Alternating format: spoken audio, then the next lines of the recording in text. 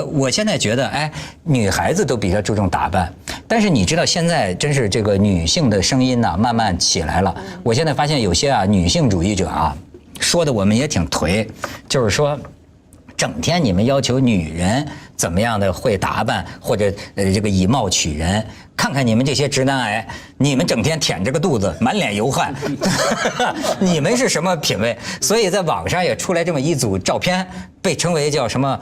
直男癌的 low 审美，你可以看看，这是典型事例之一，就是挂一腰的钥匙串儿。你知道，我上中学，这个是权力的象征，这是管家的象征。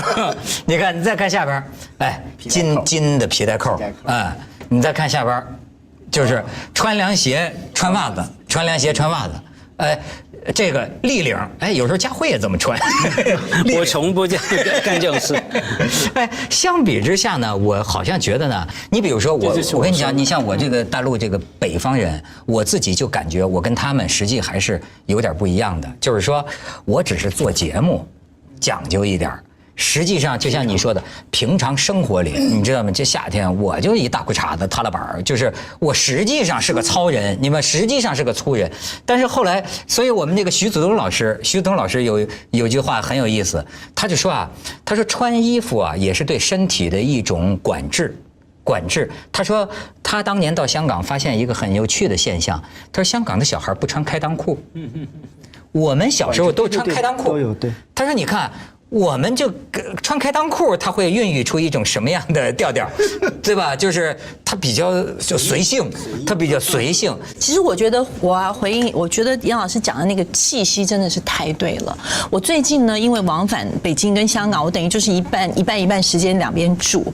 我在香港住了14年，我刚搬到北京去的时候呢，就刚刚去真的是格格不入。为什么？大家约吃饭，一帮90年代的模特儿约吃饭，那我就觉得哇，要跟老朋友相见，就是真的是轻描淡写的化了一点点妆。去到现场之后，我也是 T 恤牛仔裤。去到现场之后，人家干嘛？你刚录完影啊？没有，我啥也没做，我只是觉得，因为我很高兴要来跟你们吃饭了，所以我就化了一点小妆。我说对，刚录完影，但事实上我没有。结果我就知道了原来以后跟我这些朋友们，还有生活中的一些朋友们，我绝对不能化妆，因为你一化妆，人家就觉得太正式了，有意的、刻意的。你太装了吧？你干嘛呀你？然后所以你一干嘛，人家就说你今天穿裙子，你是去录像了吧你？所以我不知道就是说有那么一帮人，但是也有一帮人，就是即便他去倒垃圾。他还得踩高跟鞋、浓妆艳抹，也有那么样一帮人，但那个可能比较不是我的生活圈里面的。然后最近呢，我回来香港之后，我就又是聚一帮90年代的这些模特儿碰面。我一去我就基本歇菜，我真的就觉得我是一个朝阳大妈，我真不骗你，就是说他们就是我跟你讲，我们那个年代的模特，我觉得很厉害，就是每一个人的状态都保持得特别的好，状态特别好，状态好之外，还有那个气息，人家就是也是轻描淡写的一点点小淡妆，我就觉得我那气息上哪儿去了？都播撒在朝阳区。实际上，广美说这个跟刚才这个文涛你说这个呢，比如说衣服是约束人的，中国人喜欢玉，刚才讲了说玉的感觉，我们有一个古词叫环佩叮当。环佩什么概念？就是你穿在身上的时候，或者是佩戴在身上的时候，要约束你的举止。你走路的时候是要有方向的，否则的话会把玉碰得很响，或者会把玉碰碎。实际上，它就是特定约束你走路的品味。举止的方向，头得端正，身子不能乱摆。所以这个来讲，在古代都有，就是整个的我们这个品味，实际上它就是生活长期惯性。实际上，品味的另外一个概念就是3个口为品。很多人说这件事儿就是品，品有很多种。所以我的意思是说，所谓大家说的认可所谓大家还是圈子，其实是有圈子。所以像我们回看维多利亚年代也好，巴黎说当时所谓有闲阶级、资产阶级出来取代贵族的品味的时候居然会有一句话，用中产阶级的跟资产阶级的那个品味圈形成的时候，居然是瞧不起贵族的品味的。我们一直经常说，哎呀，真贵族，感觉是好的东西是吧？他们是瞧不起的。说骂人的时候会说，这个人的品味蛮贵族的，就是说蛮贵族的，装。虚啊，用普通话可能是高大空等等哈，那个自以为了不起。没有，我们新的资产阶级，我们这个东西里面还有交换价值的。我们的这个东西，那个手表，这个拐杖，除了说有品味以外呢，还可以卖的，还可以保值的。对贵族来说，这个不重要嘛，我一辈子不可能卖这个东西嘛。对于新的城市的巴黎的资产阶级是要卖的，所以他们那个圈哈。家辉说的这个圈子呢，就是规矩。在品味到底是个什么？品味有很多的不同的。定义嘛，其中一个它是一套的标准，那标准是一个圈圈，它圈圈什么意思呢？圈着不同的人。假如你不在那个圈圈里面的人，你就不一定认同那一套的品味啊，所以呢，它是一个圈圈来区分上流社会的品味。中楼、下楼、新中产、白人品味、黑人品味、男品味、女品味，其实是区分。为什么要区分呢？就是想建立自我的标准嘛，自我的认同嘛，自我的话语权利。往往那个美学或者说那个品味啊，是展现在使用的过程里面。打个比喻好了，我们刚刚说那个包包，对不对？一个很优雅的女士女性。或者说一些领带服装，一个很优雅的男士，他用恰当他的身份场合的方式来使用它，那个品味才真的出来啊！不然的话，那基本上只是一个价格而已啊，没有价值啊。这个里边家辉说这个包包有一个小的故事和段子，我还是很吃惊的，跟我们今天说这个还真的有异曲同工之妙。说这个女儿啊是在国外学金融的，赚了钱，给妈妈订了一个限量版的。这个 H 牌的，大家都知道是什么牌的这个包包了，很贵很贵。然后呢，就给妈妈寄回去了。然后到了这个隔了几个月，他问妈妈说妈，包好看吗？妈回答说，哎呀，这包买鱼真好，直接把水都装回家了，就是有点重。严老师，这个就是弃用。没错，严老师给我做了一个很好的翻译了。除了说很好笑要来买鱼以外呢，我更看重的是买鱼的过程里面，他怎么样拿那个包包，拎着这样走去，那这是用的过程。简单来说，我刚举的例子很清楚了，不管那个是10万是100万，假如一个人用不恰当的方法，然后喝吧，就是我们觉得那个美学那个品味没有出来啊。所以说啊，光买解决不了品味问题，对吧？因为还是你这个整个人一气贯通的这个人是个什么人？但是为什么我说他有焦虑呢？他又迫切的希望别人觉得自己啊有品味、有文化。那他靠什么东西呢？他只能说啊，你像这个拍卖场上，你说那个贵。你像我过去听你们说，拍卖场上有那种，有那种人叫大你一口啊，这大你一口就是我就从你喊什么我就大你一口，你喊什么我大你一口，交不交钱以后再说，对吧？我大你一口，你看他宣示身份，他找到这种的自豪。实际上真正呢，我这个圈子之内大家是同类，但是这个品味啊，跟真伪有没有关系？你比如说我为什么讲这个事儿呢？你比方说，好比啊，我买个房子啊，我当时啊，你知道费了多大的劲呢？就是我也很同情那家人，我买的是个2手房，房子是特别好，完全满足我的需要。我唯一犹豫的就是说啊，它整个这个欧式的所谓的这个欧洲的这个装修，你知道吗？这个房顶啊，金的。不光是金的，它房顶拿木头镶起来了，一个一个格子，然后这大个水晶大吊灯就在我的头顶，然后所有的墙都是贴着花墙纸。哎呦，我的天哪！我就觉得这个房子怎么那么闹啊，对吗？怎么那么闹啊？我说最后我下决心买下来，我又花了跟他同样这个装修的这些钱，其实我才发现他这些假欧洲啊，真正花不了多少钱，不花同样多的钱干了个什么呢？回到售楼标准，对，400落地，这可能是我的个人爱好，就是全拆了，全剥了，就这么弄。然后呢，你看很有意思，就是这个里边反映这个中国的很多问题。就是我找的这个装修队啊，是一个艺术家介绍给我的。哎，他等于说这个装修师傅呢受过这个艺术家的训练，有美术训练，所以他非常讲究精确。然后他就跟我讲，他把他们全扒了皮，给我回到400落地，他来给我表功啊。那意思就是说他收的钱少。他说你知道吗？我这个墙啊，从这头到那头给你找平。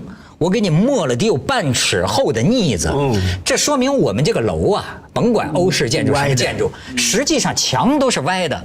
他说什么叫高档？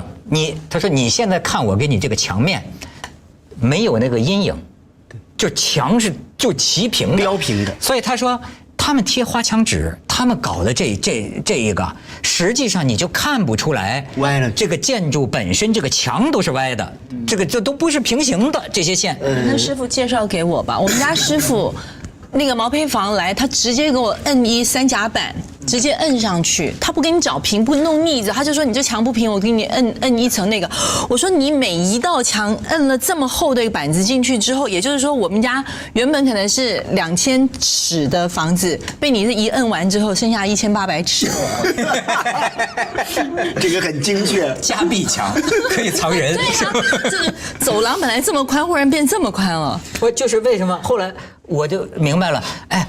我也不能说瞧不起什么欧式有什么不好呢？我后来去欧洲，你看凡尔赛宫，你确实，所以那为什么你看我们会觉得中国人现在装修都喜欢欧式，但是为什么我看我买那欧式我就觉得那么惨呢？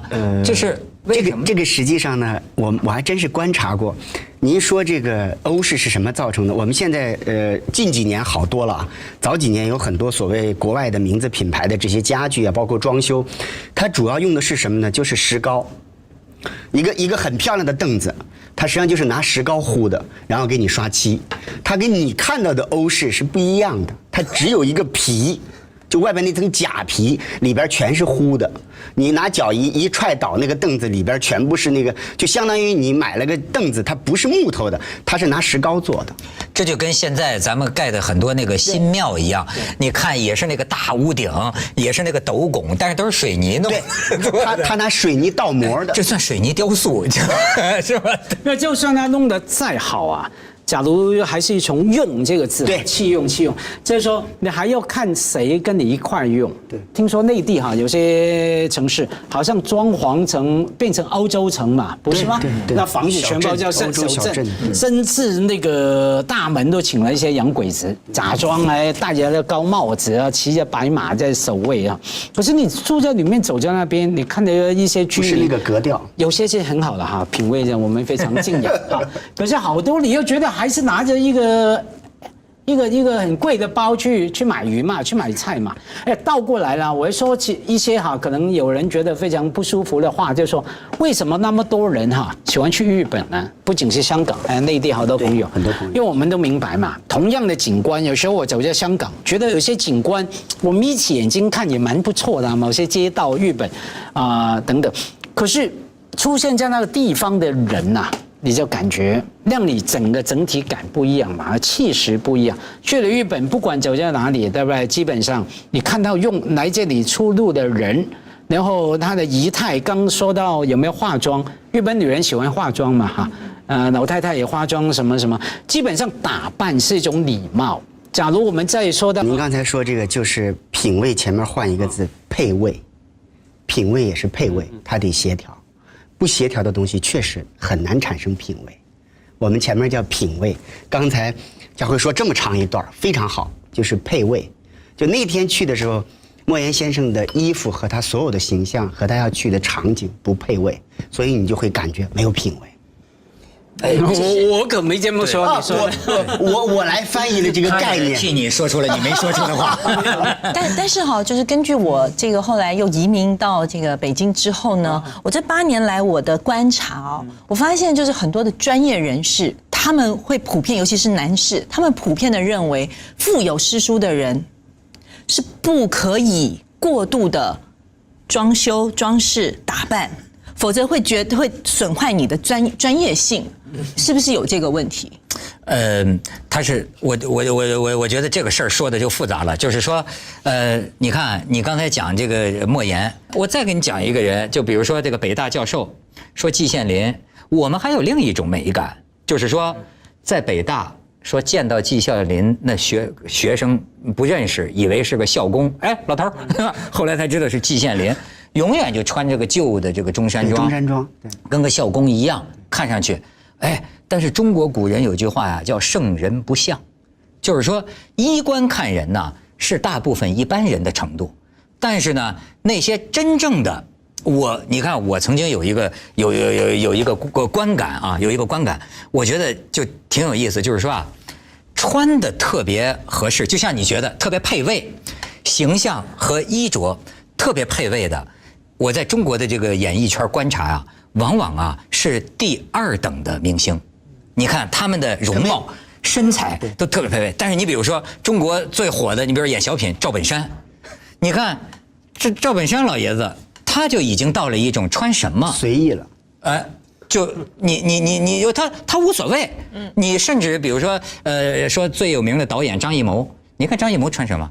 就是这个，甚至很多时候一个运动裤就来了。身份啊，文涛身份。好像我就觉得到了莫言这种程度呢，我们认为他似乎他自由了，他到了另一个程度，就是我们还有那么样的一种另一个世界，另一样的一种审美，就是他没有什么配不配了。然后当然，你这样说的哈，对，你刚说季羡林也好，赵本山老爷子也好，张艺谋身份啊，我们知道某些人是什么人的话，就等于是说我们经常说李嘉诚香港。经常炫耀，你看我的表就300块而已，什么时候？我们不会取笑任何品味问题啊，因为我们知道谁是谁，他的身份在等等哈，他的好处在哪里哈？甚至我跟你觉得，像咱们中国古代讲这个济公和尚、济癫，不过穿西装吗？他算有品位没品位？对。但是你们说这个来讲，就是咱们真的是个话题有时候就会越来越开。实际上，古代的时候就是有旺气一样的，就是这个人你怎么办？我说一个最简单，就像刚才这个家辉说这个莫言先生这个状态，在汉末的时候有个故事，就是曹操，就是呢魏王的形象呢，他认为他自己长得不够漂亮，所以呢他有当时的这个蛮夷到这个都城来见他，然后呢他就换了个身份。他找了个非常漂亮魁伟的人，穿着他的这个衣服坐在中位，然后他就拿了一把刀，就是我们叫带了一把刀站在旁边，像随从一样。然后呢，这个使节呢参观完以后就走了，然后他就专门让人去问说，让他反映一下他的感官。这个人呢就说了，说魏王一看气宇轩昂，非同凡人也，但他身边的捉刀人更是豪杰。所以这个阿蛮很快就派人追上把他杀掉。曹操哈，曹操，实际上这就是气，就是你刚才说的另外一种了。就是有时候以貌取人，就是他的貌和他本身匹配的东西是不一样的。我们也会见到很多人，他可能相貌不是我们想象的说应该那个样子，但他的气势很好。但是呢，国外有很多这个电影拍的这些骗子呢，他为什么能骗到人？就是他把配位的假象做得特别好，就是又回到真假了。配位的时候，有些时候就是它的虚假的状态，但是呢，很多内核的东西是包不住的。就像我刚才讲的这个故事，这个魏王站在这个榻后面的时候，手按着这个刀的时候，所以这个故事的就叫捉刀人。就捉刀的这个人是非同一般的，比前面这个人还厉害。但是那个呢，要你有特殊的甄别，所以这个被杀掉的使节一定是很厉害的使节，他会旺气。你像就说这个气啊，有的人是营造一种气，对，虚假的。我对，就我现在觉得，你知道，我都多年前啊，我们去过这个一个富豪一个人家里，我发现呢，他是怎么招待客人呢？就是先是就是说，哎，你们自己不要去，我派车接你们。哎，集中的一个车，哗把我们接到门口，然后那个一进去，哎，我就这么跟你说吧，1个半小时没有见到这个本尊，就是咵在营造气氛。门口几个一身黑衣，就是咵来这请进，然后就是说，先带你参观一下，对吧？我一看门口2个罗马式的那个柱子是金的，你知道吧？啪啪大罗马那种开花那种柱子，金的。你确定他不会看咱节目吗？啊，他现在可能已经潜逃国外。我记得我在香港去过一个是住在山顶的很大的别墅的一个商人的家里，当然一进去也是给我家辉这个董其昌哈，结果我买回来投回来几个亿，这一张齐白石一张大签，这的确很好。那可是每一张画中间呢，刚好那时候是3月4月份，刚过了春节不久，还贴着那种挥春啊，在香港银行拿回来的，恭喜发财，名成利就，历史什么什么的财色兼收什么。那我觉得你就算用常识来说，那你能够说这个是品味吗？在齐白石跟董其昌中间的超现代主义，就贴着那种横财就手，横财就手，横财就手的。那所以说有时候不用讲的那么复杂，还是回到匹配。广美，你想说什么？哦，我想说的是，其实咱们都不用着急。中国人不是讲嘛，3代为官才能学会吃穿。我们现在连1代都还不是，所以我就说，像衣服很简单，大名牌，你只要舍得，你就能够得到。问题是你买回来之后，到底是你穿的衣服，还是衣服穿了你？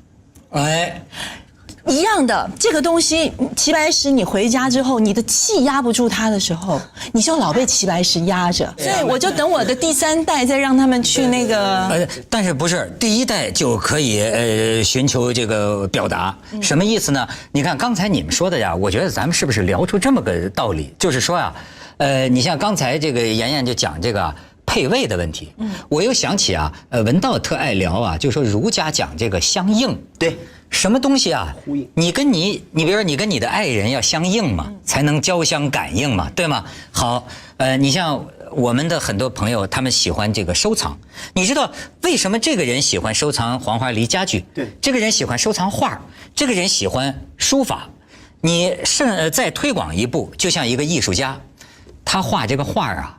有人说，就说我为什么要收藏这个，我不收藏那个呢？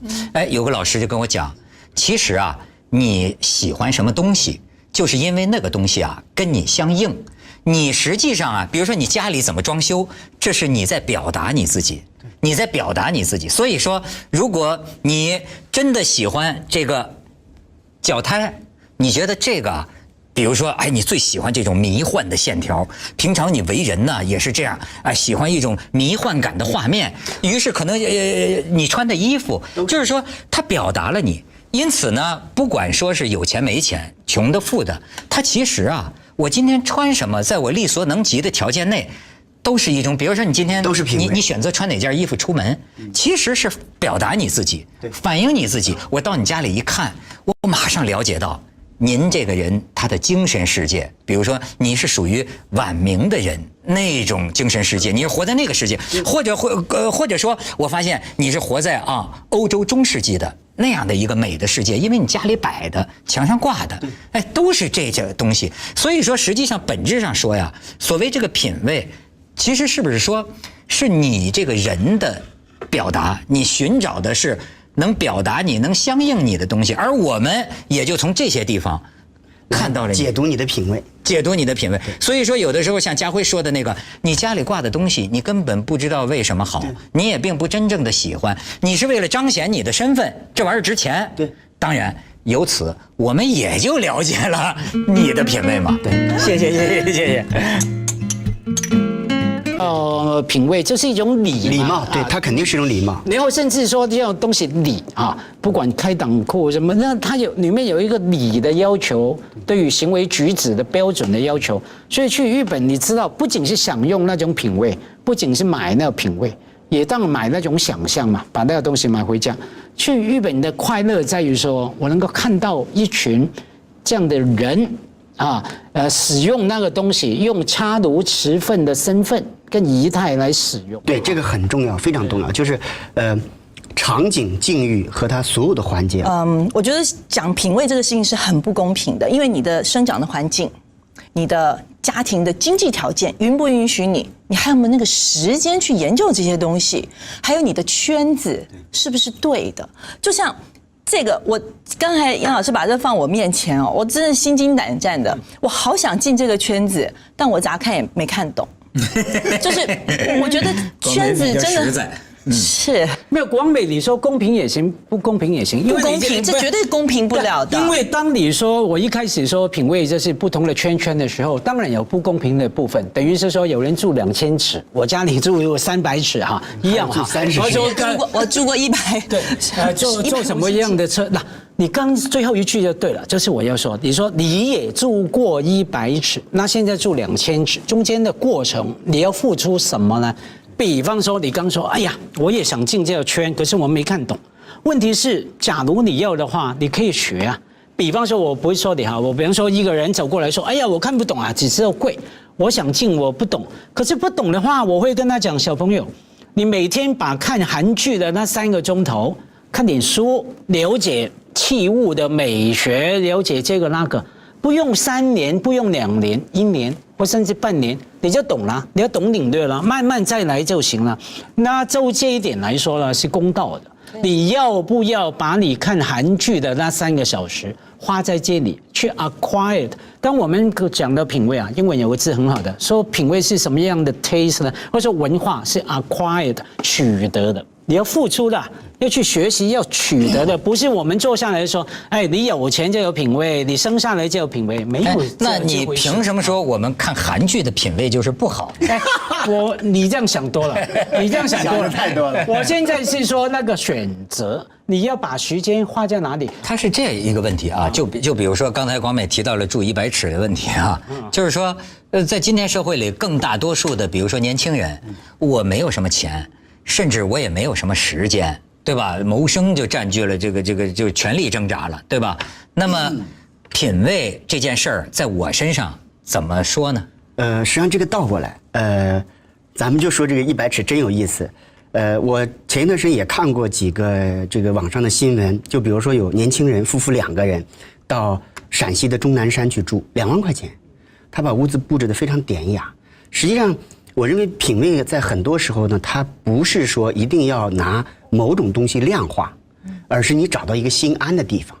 我可能这个房子是旧房子，我夫妻2个人把它整理一下，干干净净，非常整洁，和我心爱的人住在里边，就满足了刚才佳慧说的要求。和什么人在什么境遇，旁边全部是群山，那个是不用花钱买的，全部是这个苍翠绿色的植被，不用买的。到了冬天是白雪皑皑，也不用买。但是它同样是品味，是，所以穿开裆裤也是品味，很高的品味。但是像这个年龄就不能穿了。广场舞也是品味。那当然，我一直替他们变酷的。那种大妈美学品味真的被妖魔化了。我经常跟批评大妈的一些特别香港的年轻朋友说，我说你期待怎么样？假如在你眼中这些是中老年的妇女。你期待他们是不是不跳广场舞，每天在家看韩剧、打麻将、打小孩，去偷看老公手机、电脑？那更有品味，更健康。讲会体验很深。那他与其这样，他们打扮得漂漂亮亮、健康，然后去广场舞，大家展现他们活力，偶尔好像听说还搞点外遇啊，这样当然不好，不道德。那有很多时候是丧偶老人呢，在广场舞上就又结新欢了。没错啊，我觉得凭什么呢？凭什么你就说那个完全忽视了大妈美学呢？当然，大妈2个字已经是一个标签嘛。所以你看，就是大妈广场舞这个事儿，他们的这个争议就很显然的反映了我们刚才说的圈子和圈子之间的对立。对，比方说很多年轻人他瞧不上你们这广场舞，他不喜欢，他很大。你比如说，如果我假想一个，如果是一帮这个大爷大妈在这个体育场里。他跳这个拉丁舞，可能很多人就会看着，哎呀，真有范儿，热情洋溢，真有范儿，对，有品味，有他认同的。但是呢，好多年轻人可是说，穿的那个红配绿，对吧？唱着那些个歌啊，都是那个200年前的那个歌。所以你看，它其实是关于一个品味的歧视，还是代沟，变成另外一种。对吧？但是你这个大妈是没有品味，但是实际上。大妈也是有品味的，大妈也有大妈的美学，她觉得这样美啊。红配绿，开心，开放。哎，你还真是红配绿。你色盲啊你，我这分明是蓝色。哦，对，色盲。跟他约人去跳广场舞，不是，就是你看，现在咱们中国啊，也许是就是说，面积大。人口多，人的圈层也是最多的，对吧？都无所谓，有时候蛮好玩的。我讲一个例子哈，虽然很容易被人家误会，我说一定攻击前辈哈。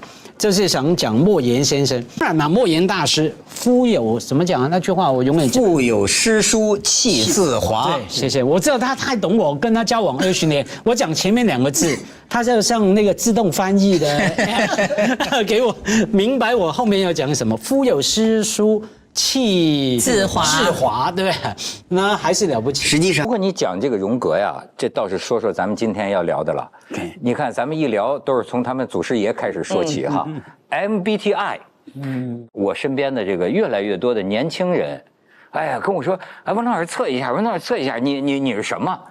我是 I 什么 NFP 啊，你是什么？我是 ISFP-T。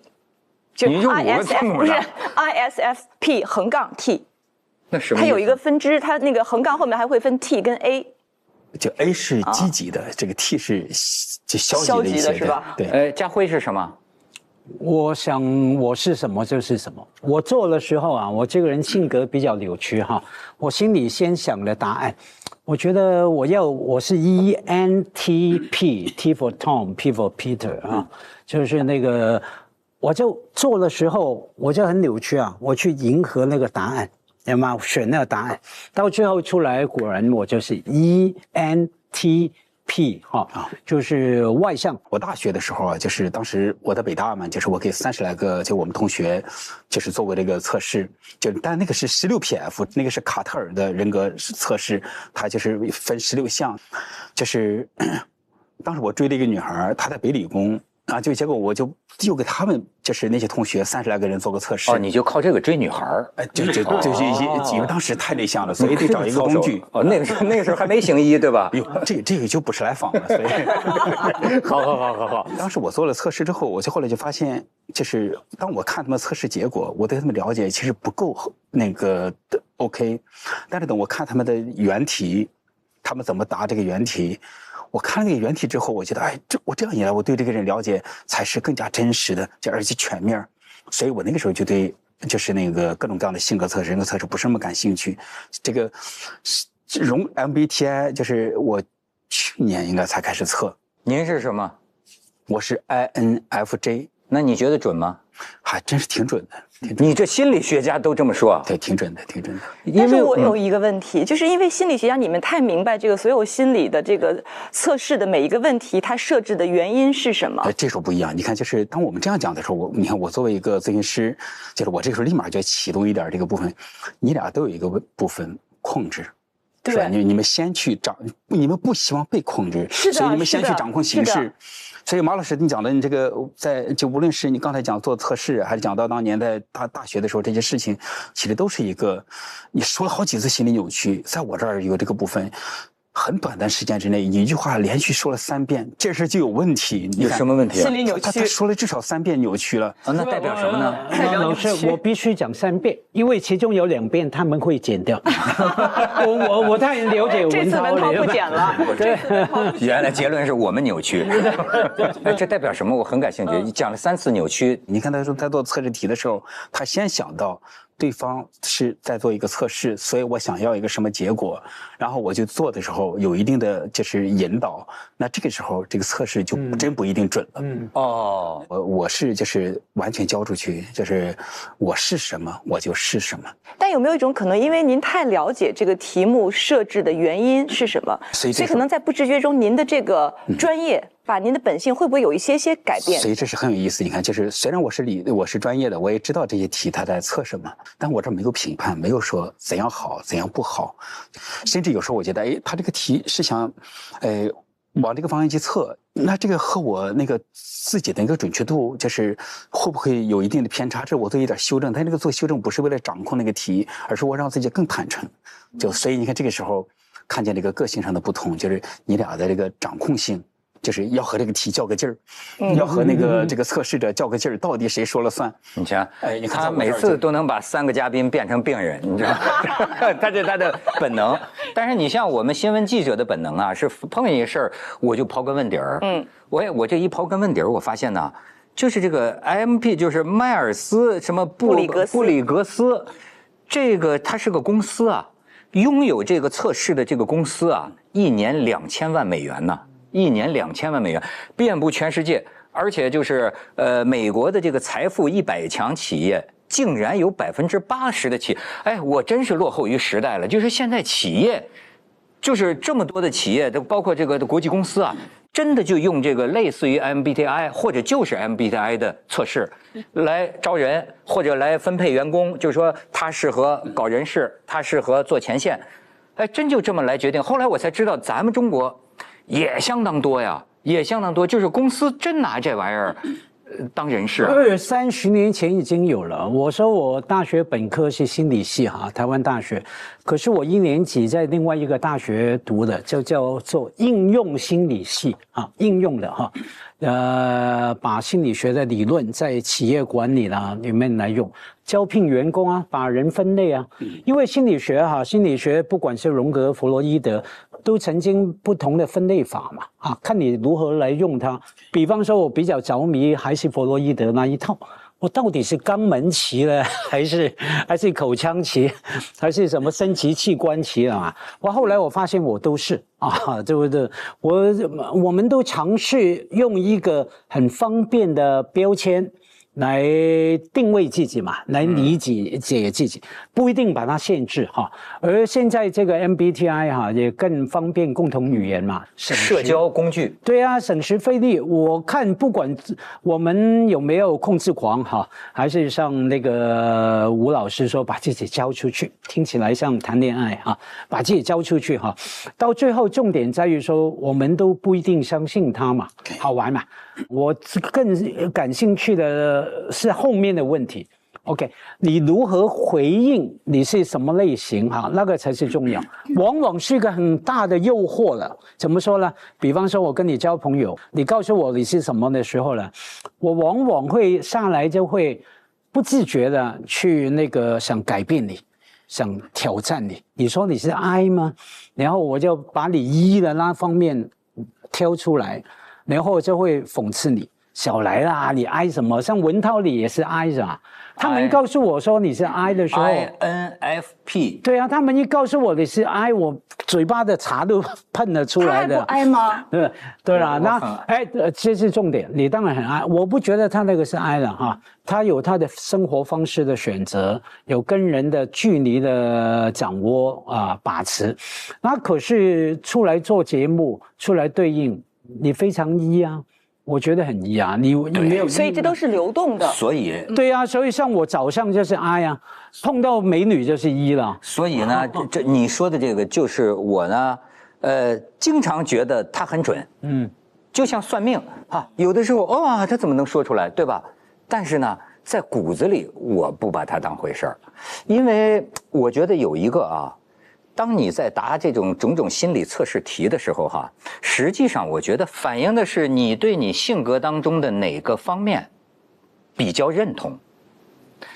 比如说，你说，我这个人软弱，可能呢，你平常经常怪自己比较软弱，但是实际你有坚强的一面，但是你的注意力不放在你坚强的一面。比如说，也许鲁豫心里老觉得，我这个人很紧张，很紧张。但是你不知道，可能在我们眼里，那有的事儿你比我能扛啊，对吧？你比我坚强啊。但是呢，当你答题的时候，你会自我选择，我是个紧张的人。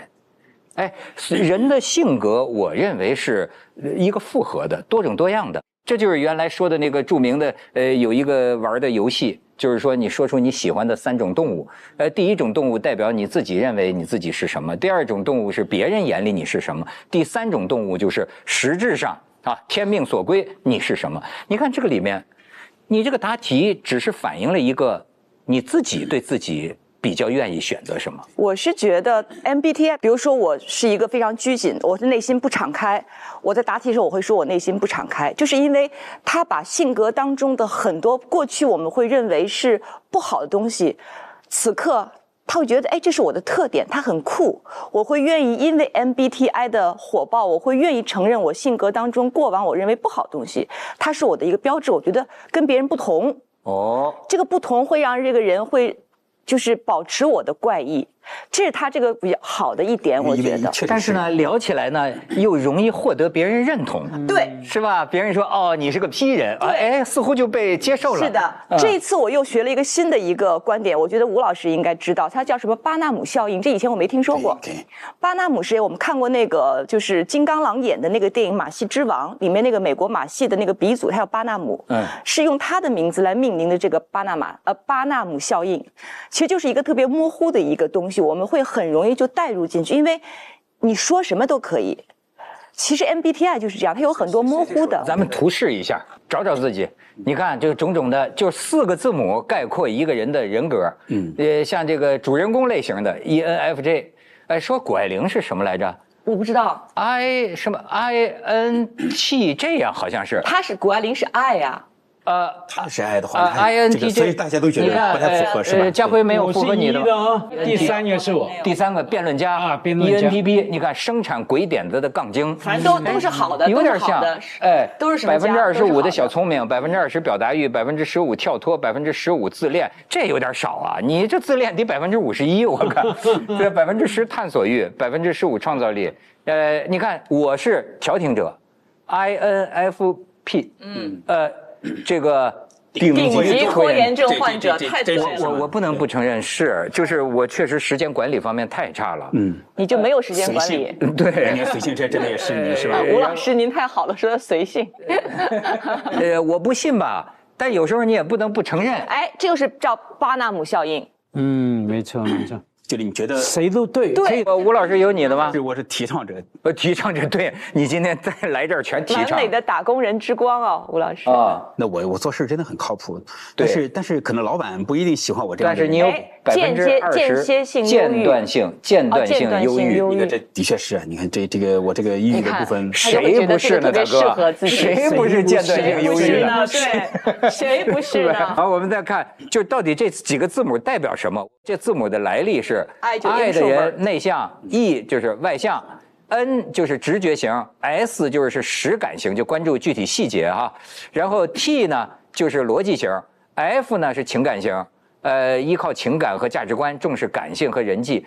P 呢是灵活开放 ，J 呢是喜欢做计划、做判断，就做判断。比如说他说他是 J 人嘛，我就说 J 人从来不迟到。好像有这么个说法，我也不迟到啊，我从来不迟到，虽然我不是，所以就是巴纳姆效应嘛。你知道为什么？因为他其实最终是在夸你的，对，最终都是没有一个贬义词。你会觉得哇，那你像我 ISFP 都有谁呀？那个 Lady Gaga， 然后迈克尔·杰克逊，那我跟这样的人放到一起，我当然很开心了。你会觉得，哎，我就是 ISFP 啊。当我们在做测试的时候，就是你看科学派、学院派，他有点不太承认 MBTI。在欧美外企的真的特别流行，他们真的会第一个会做这个测试，第二个会拿这个测试这样去就是分类谁适合什么，谁适合什么。但是并不是说就直接把你调到那儿去，但是他们有一个，他们真拿这个当做一个判断的依据。那他们是什么时候做这个测试呢？是在什么情况下？进去的时候啊，也包括招工的时候。对呀对呀。那我作为一个被招工者，我会特别抗拒，我甚至会很愤怒。他没有说就是哪一类不好，哪一类好。他不像你像那个弗洛伊德讲的口欲期、刚欲期，就是俄狄浦斯期是吧？他逐渐往这儿发展。那口欲期的确是最低级的，是吧？就当你人格停留在口欲期，你有各种各样的严重的问题。因为你要往刚欲期的时候，你有各种各样的问题。就是当你心智发展到俄狄浦斯期，这个时候才意味着，哎，终于有一个杀父娶母了。就是你终于能够竞争合作了。你想一下就好了啊，不要做。但是我就觉得，如果我去一个大公司那个应聘，然后他要让我做MBTI 的话，我会拒绝，我会说你有什么资格？就你有什么权利来让我接受这样的一个考试，就是一个测试。对，因为我如何确保你不用这样的一个所谓的MBTI 测试来掩盖可能招工当中产生的很多的不公平？鲁豫，那个拒绝的想法很多人都有。可是没有很多人有拒绝的能力。是的，没有资格呀。你没有办法。是你找人家找工作。人家说那不好意思，您不答是吧？那下一个答。对啊。所以我觉得特别傲慢，就很不公平。我想也没有哪个公司真的拿它当唯一的标准，有的时候是属于再加一个参考分儿。但是确实什么事儿都得认真。你比如说这个就是荣格说这母女俩，她本来是这个母亲呐。就是受了荣格的人格类型的那个书的影响，然后自己发明了这么一个东西。他先是用来在家里把他女儿当实验。教育他女儿，最后他以为他教育得很成功，后来他女儿又拿他妈妈发明的这个东西啊，更进一步的完善，最后才发展成这么一个全球都有名的这么一个项目嘛。后来是美国战略情报局，就是中央情报局的前身，你想一度就拿这个东西啊来看。谁适合当特务，谁适合当间谍？但是最后据说没什么用。对，战略情报局的结论是没什么用。所以这时候有一个特别重要，你看我们讲测试的时候，它涉及到2个就是标准，一个叫信度，一个是效度。信度就是一致性，比方说我这次测你是 N， 比方对我来讲，这次是 INFP， 不是 INFJ， 然后就是下次还是这个，那叫一致性。所以这个它效度、它信度 OK， 但是效度出了一个很大的问题。比方说对那个中央情报局之类的是吧？这间谍派出去都有去无回。结果拿这个测试就发现测试显得高分，最后发现其实经过实践检验不行，这就说效度不行。但是荣格讲的一句话，我觉得我是同意的。他就说啊，也许人类可以分成8种类型，但是每一个人都是一个例外。是的，是吧？对，而且我看了，就是你发给我的那个我们做题的这个，我会发现它不太适合我们中国人思维方式去做这个题，就它明显因为就是这俩是美国人嘛。对。它首先它更适合英语语境下去做题，更适合可能在英语语境下的人们的思维方式去做那个题。中国人去做的话，第一它特别绕，它是双重否定的时候很多题，然后总之很多，如果你没有经历过高考或者考托福那种测题尝试的人的话，你做这些题你很懵。所以它这是更严格的测试，得这样，就是它要到中国的话，得要中国化，中国化都要建立中国人的样本，而且这个抽样要非常的科学，就是按照中国人的这个人群结构，就是每一种不同的人，每一个地区的人进行抽样，这样最后建立一个足够的样本，然后接着再去根据中国人的特色再去修改这个部分，这叫做完成它的本土化。你比方说像它这个建立在荣格的基础之上，就是荣格本来就分了就是人性的3个维度，是吧？就是结果呢，他又加了一个这个 P， 又加了这么一个维度，一共4个维度。这个4个维度，你看2乘2乘2乘2，这个等于16种人格类型。我觉得在我的感觉里，人没有办法分，就是这么细分出16种来。我听他们说，你们心理学家就说，好像还有点靠点谱的，是一个叫 Big Five， 就是对大五，你说大五是哪大五？大五理论它就是经典的，这我可以拿手机给大家来念一下。这个因为我说外向性大概是神经质，还有什么？负责任性，反正尽责性，还有一个是什么了？我也记不清了，大概就这么。因为对我来，我是偏，就是我喜欢做抽象思考的，就是我觉得大五理论它没有这个理论上的美感。你看我根本记不住那5个维度。你看荣格的这个，就是首先内向和外向，就是他讲的这个能量是我们是向外的还是向内的，就是你看，在我的感觉里，所以大家老说你是 I 人，就从某一方面是，但你说你这个能量，比方我们之间现在一聊，你俩的这个能量往外走，这是很明显的。有一点我觉得是对的，我想你也是 I 人，就是说，你是在独处的时候恢复精力，是获得休息，对吧？但是你看我平生最好的朋友，他非常典型的就是跟人获取能量。我发现他就是工作完了之后哈，要去跳 disco， 要去蹦极，就或者跟大家玩哎，他觉得那个是他的放松和休息。这确实是我和他的不同。是。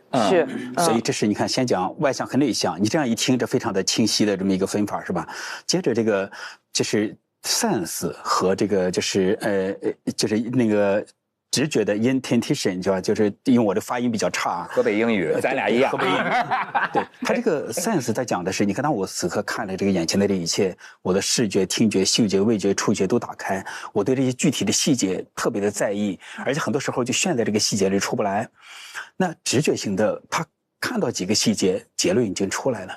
就是所以甚至有时候看见一个细节，突然之间洞穿了一些东西，所以这叫你看这里面也有一种美感，是吧？它非常清晰，就是然后接着再看这个就是 T 就是思考嘛，是吧？就是F 就是 feeling， 就是 feeling 那个 feeling 和 sense 有，其实在英文上我一直没搞清楚的，但是 feeling 你讲讲英语。其实没有什么特别的本质上的，我们叫 annotation connotation，就整个的意思是差不多相近的，就是它的内核有一些细微的差距。到了这儿 feeling， 他把它翻译成情感。是，其实你说在我们中国人看来，你说那个 sense 和 feel， 你去感觉它和从感情上去感知它有什么本质的区别？就算有区别是 what， 那怎么样？因为可能我真的比较傲慢，就像那句话，我的性格我最了解啊，或是说我的命运我自己知道啊。以前有人说，我给你看看掌纹，算算命，那对方说，我还要算吗？我的命运我自己知道，我一路走来，走到30岁、40岁、50岁，我再不知道我的性格、我的命运，太好笑了，我太不讲劲了。可是你叫我玩吗？好啊，玩一玩啊。像我也做了哈，烟什么 TP 哈，那所以这是一个傲慢的观点了哈。可是不傲慢的在于说，我觉得也很好玩，很方便。年轻人说，大家还在迷惘之中啊，一做这个就好像了解了自我，了解了自己。还有 What's next？ 下一步呢？那当我知道你是什么 I， 你是什么 E 了，我除了说能够顺应你的性格来跟你互动配合了，好像往往至少对我来说，可能我有控制狂哈，扭曲的性格哈。第4次说了哈，扭曲的性格就是说我好想把你改变，就有点像很多女人啊，就谁女人要改变你啊？或者说马老师没有，我说男人也要改变女人，女人要改变男人什么呢？教了一个君子，要教了一个浪子，要把他改变为君子哈。那我意思是说，那是一种错误的想法。我不是说女人，我们女人早已清醒了，浪子回头也不能要。那就好了。对，你爱改不改与我无关。这是应该的，不要试图说那个去改变别人哈。可是这个 MBTI 往往也成为一个诱惑，让你觉得说，好像是一方面顺从你，一方面去挑战你啊，改变你。对啊，我跟你正相反的是，不是改变别人，而是说呢，我一确定他，我自己就想改变我。比如说，我说我是 P 人爱迟到，我下决心从明天开始我就不迟到了。结果呢？啊，今天没迟到啊。今天是因为你昨天要改变了是吗？对，今天比你们到的都早吧，对不对？我肯定比你早。你要化妆嘛。关键你这个改变的持续性呢？江山易改，本性难移啊。对。我还真的觉得，人是可以改变的啊，人是可以改变。只看你这个决心有多大，而且是因为什么呢？我觉得你有一切的可能性。人的心里其实就像个小说家，他有100种性格呀，要不然你就不会理解你小说里的任何一个人物啊，你心里有啊，只不过他的显和隐、强和弱，或者说你自主意识的选择，你认取什么？我觉得，所以一方面来说，人有这个惯性，你能够看得出来，但是另一方面，我觉得正是因为我看出来了，所以我才能够改变我自己啊。但是性格真的无所谓好与坏。当然你说那个工作什么一般的那个迟到是不好，但是你看我跟吴老师可能一样，我从来不迟到。但是当然不迟到我觉得是个好事儿，但是作为一个性格来说，它说明我的性格不够放松，其实很累的。所以我意识到这一点。所以我最初也是，我觉得这个文涛，我就对你有很好感的一个重要部分，觉得你随性。不，但你也不能助长他那个迟到的那种。但我的意思就是，我工作中或者重要的事儿我不迟到，但日常比如咱俩约个饭或者干点什么小事儿，我能不能放松？就是不要那么可丁可卯的，就是不允许自己迟到。对呀，江山易改，本性难移，很难。这就是所谓性格就是命运嘛。以前可能很多小孩会羞于说我是一个爱人，因为我们从小会觉得你不融入群众，你群众关系不好，你不够合群，是个缺点。我的小学1年级老师给我的评语就是你要搞好群众关系。你看你孤僻，我一个小孩我都懵了。但是现在我就会觉得，那我是 I 人，挺酷的嘛。人梁朝伟先生都是 I 人，我觉得与有荣焉，就是他会让很多的孩子去正视我性格当中可能本来会被认为是负面的东西，这是他的积极的作用啊。励志，对你这么说好，是不是？我问你，比如说，要是你看到关于你的心理描述，哪怕是一个心理医生跟你讲，说的特别准的时候，你特认同的时候，你感到的是什么？取决于他讲的是什么。如果比如就正泛泛的就是，哎呀，他说我性格，哎呀，说的真是太对了。如果是我不在意的，比如说吴老师说啊，你会觉得你的性格当中，你可能特别较劲，像你说你可能有点封闭，有点拘谨，或者什么理性诸如此类的，我都认同，我接受。但如果它涉及到我内心，人总会有一些抗拒的，不愿意去正视的，内心的有些可能阴暗的东西，或者脆弱的伤痛东西，我可能会特别抗拒。我会在他做出那个评断之前，我以我们的方式化于无形，就你别说了，我也不想听，咱们到此为止，我一定会这么做。哎，你不会感动吗？我不会，这有啥感动的？他说我为啥要感动？我不明白。不，咱们说公司拿这个找工作哈，是问题的一方面。其实据我所知，中国年轻人啊，主要还是拿它当娱乐。但是问题，这个娱乐的后边是什么啊？我有一个猜想，一切都是因为孤独。就是怎么说呢？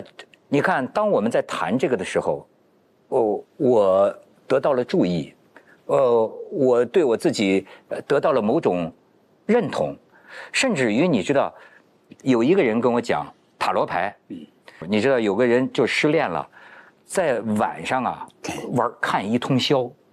看一通宵，这个塔罗牌那时候那个大仙儿们哇哇哇就说，然后你看那个网上还经常就有这个问题，就是说此时此刻你的那一位他是不是也在想念着你？然后比如或者说3个月他是不是现在找了另一个男朋友？或者说你现在到底是应该去跟他再说一次，再争取一次，还是就此放弃？后来我这个朋友明白了，他说啊，这是我一种度过失恋的方式。他说实际上是感觉到什么呢？不在于这些塔罗牌的主人们他们讲的对与错，而是在于他们在谈着我心里想的事情。哎，他说正是因为我满脑子都是这个，但是又能跟谁说呢？跟哪个朋友有耐心听你说？他说有的时候这个塔罗牌也好，什么也好，你知道吗？等于说有种温暖，就好像哎呀，我不那么孤独，我不是一个人在苦思这个在承受，有人似乎在说着跟我心里想的一样的那些话题吧。对，人是需要有自己独特的个性，我独特的存在，但同时需要找到同类，就是确定感，就是因为人真的不知道自己是怎样的，就我是谁，就是我们真的想这个特别清晰的知道自己谁，这事儿不容易，而且我们只能大致的模模糊糊的知道自己是谁。当然有一个测试就是说你是怎样的，而且确实 MBTI 有这个好处，没有这种歧视性。是不是还有归属感啊？对，还有归属感，你们属于这一类。不止了。刚老师说确定感，我感觉说还不止确定，还肯定。好，他不会说，哎，你得出来说你是一个小气的人，你是一个很贪心的人，你是一个很好色的人啊。他不用这种语言啊，他都是用正面啊，好像中间其实是偏向正面的。给你确定你是什么人。我们从小连我都是不合群，到我女儿也被她老师说不合群，好像我身边没有朋友没有被老师写过不合群，其实是老师自己语言的贫乏，他找不到语言去描述你哈。可是文涛刚说到什么塔罗牌，我想到一个经验哈，蛮好玩的。你也有提到什么星座血型对吧？我比较老派。我算紫微斗数哦，香港那边算紫微斗数。对，然后那个像我命宫里面呢，很好玩的经验，有一颗星是陀罗星，转来转去的。你命宫有这个星，表示你什么呢？三心两意哈。OK， 那本来一般是说不好啊，犹豫不决什么什么，可是我把它理解为我思虑很周延啊，周密啊。我事情不会很冲动，只看一面啊，看方方面面，所以想得多，运转得多，所以我就把那方面的焦虑跟烦恼放下来了。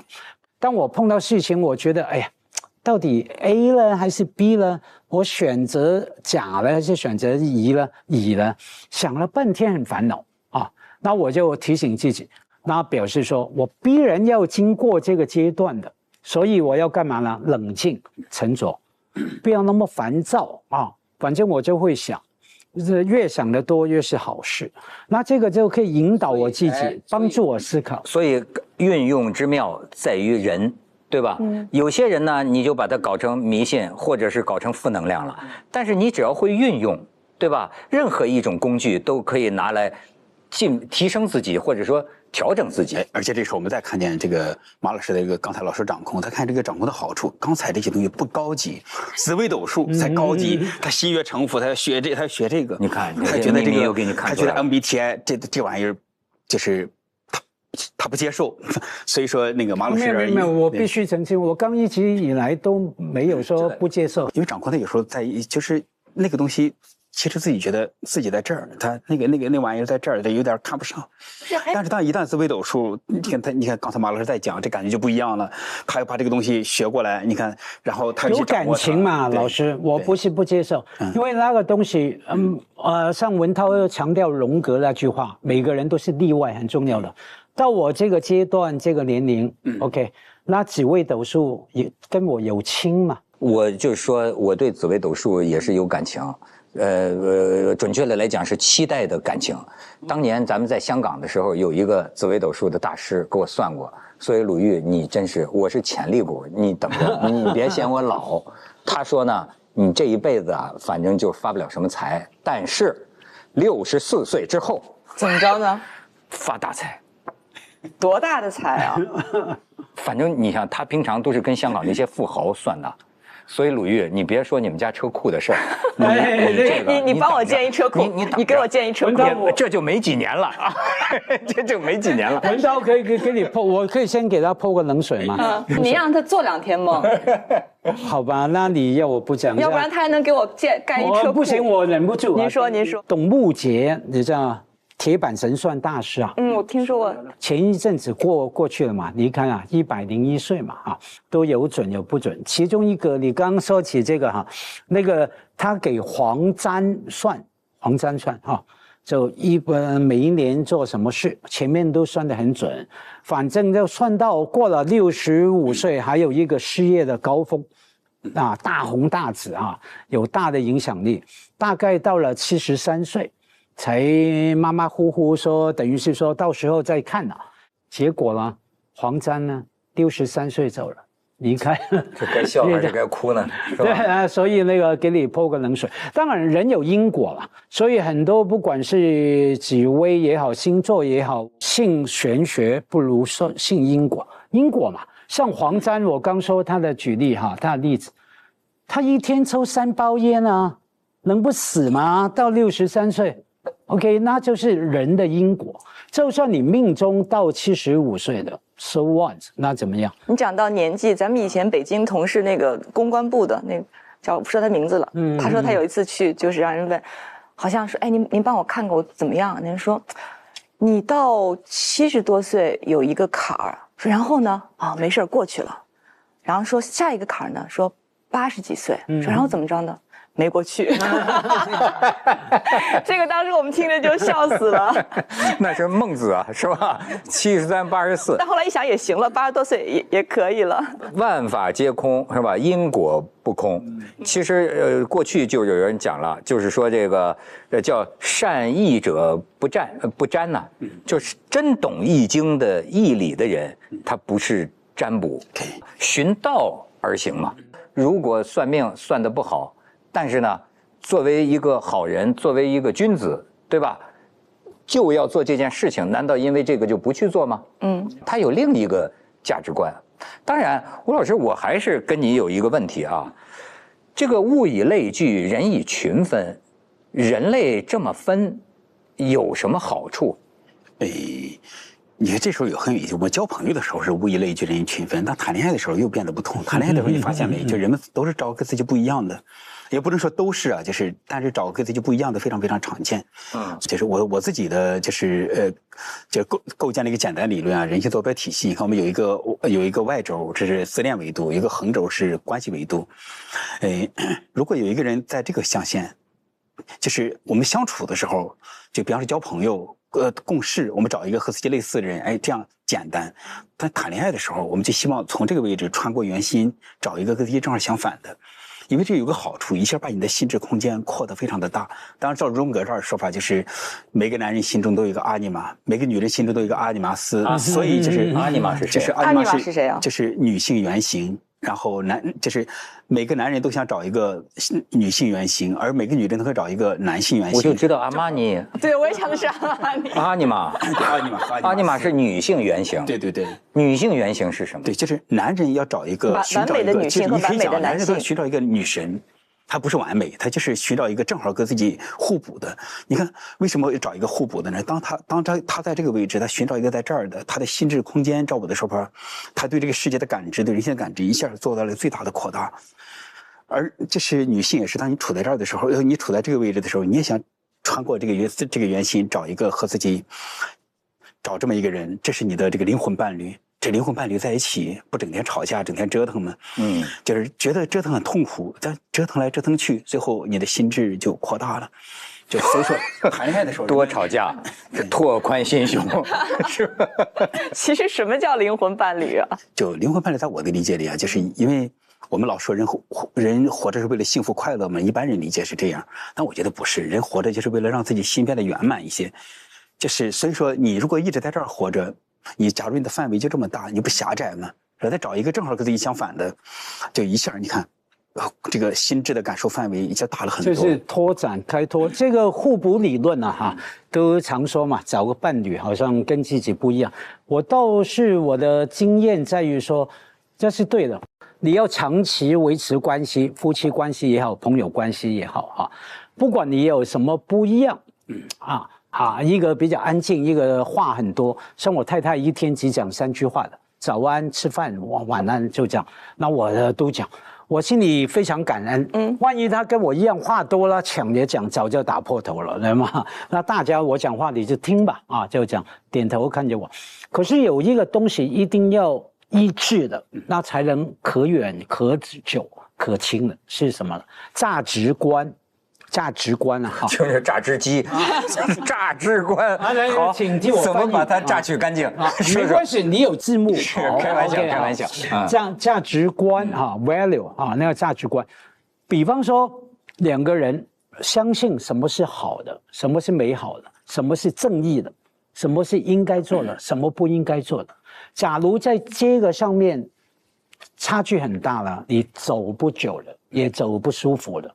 你其他都无所谓，价值观是没得牵扯了。就像文涛刚刚讲的说，我算得不好，可是我觉得君子要这样做啊，这就是价值观的问题。价值，对，这就是价值。你真是把君子榨干了啊！那我是故意学你的啊。那个鲁豫，你不向往灵魂伴侣吗？我是觉得我们不要给自己预设太多的标签，然后太多的定义。我觉得只要你生活当中你们2个人契合，待着舒服，有话聊，彼此能够亲近，是不是什么伴侣它不重要，就这个定义权你就交给自己。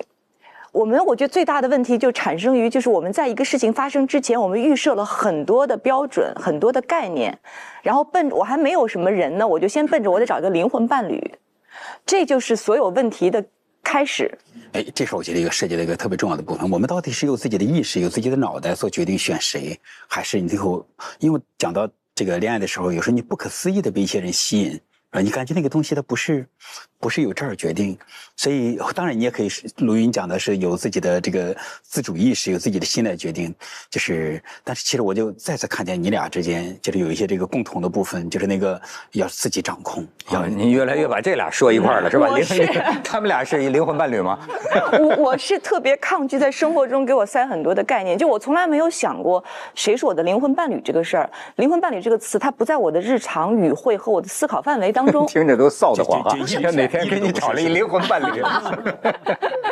我从来没想过这个问题，但如果这个人他最终能够跟你走到，比如说最后或者很长一段时间的话，他多多少少应该符合灵魂伴侣的某些标准。我觉得一定不是全部，一定不是全部。我再问你一个问题，你觉得因为我一直觉得，其实你内心呢，也不知道是坚强还是不坚强。坚强，我觉得坚强啊，就是说，你觉得你所有自己的心理问题都不需要求助于人吗？就是我自己全搞得定？不是，是你不会求助于人。这个我后来看了那个 ISFP 里面有一条，就是你不太会向外界求助。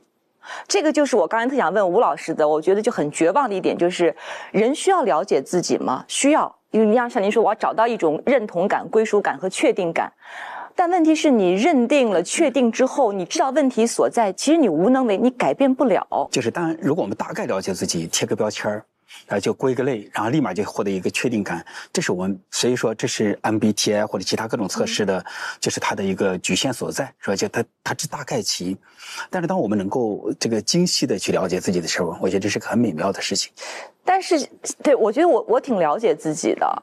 我不能说100%，但我觉得已经非常大程度的了解自己了。但是像文涛说的，那你比如你需要向外界帮忙求助，你不会。他这种人多了，你们全失业。比如此刻我会觉得有一些问题，我自个儿在这儿，我只能自己去死扛，自己去梳理，因为你不知道该如何向外界去表达，这就是个能力的问题。好像我先天老天爷把我这个门就给我关上了。那因为鲁豫，你刚讲完了，现在3个人开始在分析我，好恐怖啊！我是崇拜一个扭曲的分析另一个扭曲。鲁豫刚说一句话，我非常感动了，因为你马上就很肯定的说，我是个坚强啊！你刚说你好，我非常感动，因为坚强是我一直想做不到的事情。